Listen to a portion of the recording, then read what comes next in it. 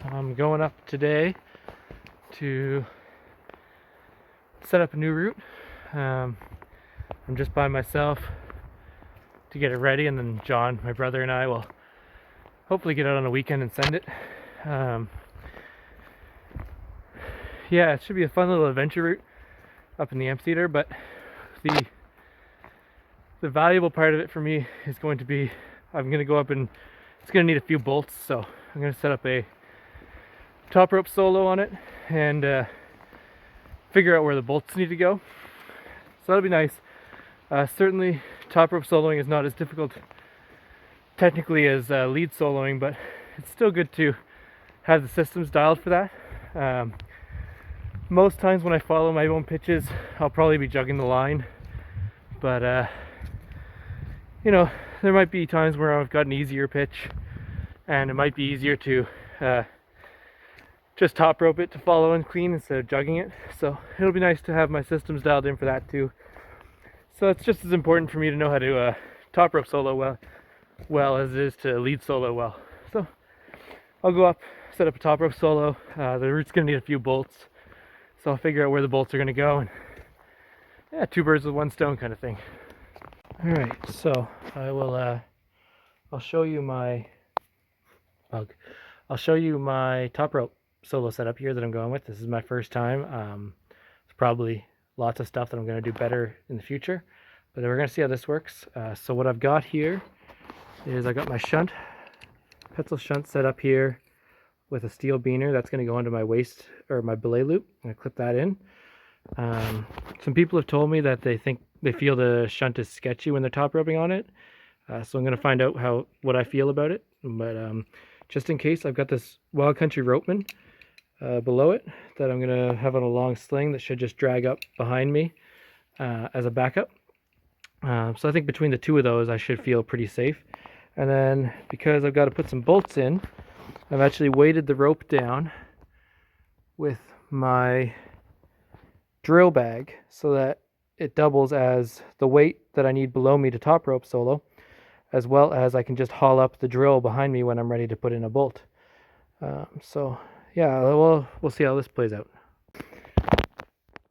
So you can only really be confident in a system once you've tested it.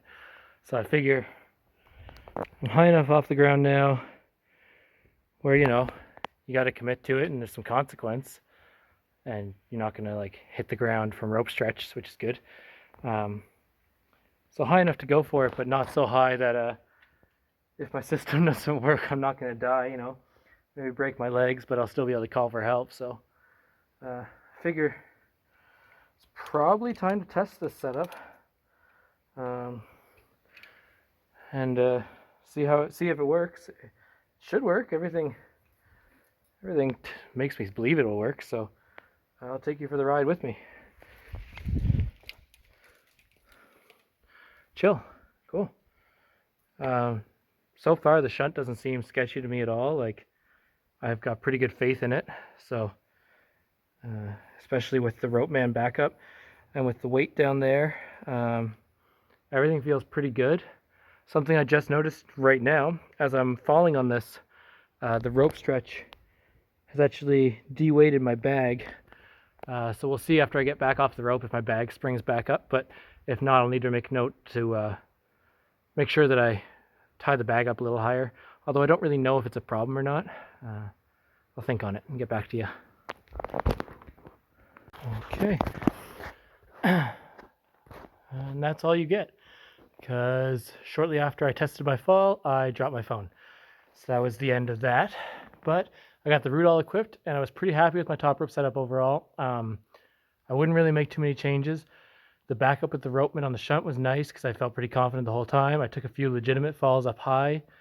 The only difference is I should have clipped, instead of through my belay loop, I should have clipped through my tie-in points. Since I had a steel beaner, it's plenty strong if it gets a little bit weirdly loaded, but I found through my belay loop, it continually kept getting cross-loaded and hooked on the nose and the shunt. So that's the only change I'll make with the future. But oh, and also I found with the drill, there's a bit too much weight on the bottom of the rope. I found it was pulling me around, and I found the shunt didn't actually need much weight behind it. high up, I actually reset it so that there was just the weight of the rope on it, and it was totally fine. So I don't think I need nearly as much weight as I put on it.